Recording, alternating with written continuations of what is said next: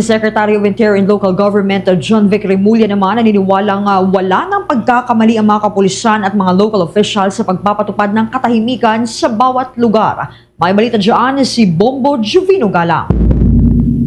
May mahigpit na bilin si Philippine National Police Chief General Jose Melesio Nartates sa mga kapulisan ukol sa pananakit, lalo na ang hazing. Sinabi nito na dapat ang mga kapulisan ay bigyan dangal ang kanilang mga uniforme.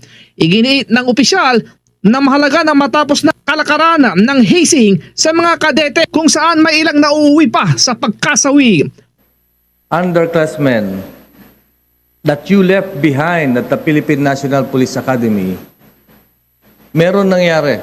And I was wondering, is that the kind of teachings that you have done to your underclass? Remember, kayo ang nagpalaki doon. The first year or the plebes, the yearlings and the cows. And I'm referring to the maltreatment that have nangyari doon, the Bukord.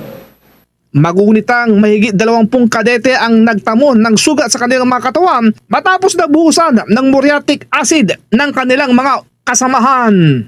The reception is not the usual reception na ginawa when you enter the PNPA. And soon, you will be received by respective PROs.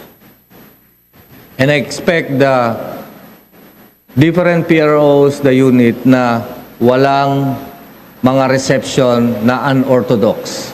But the reception of welcoming, preparing you such that you will be ready.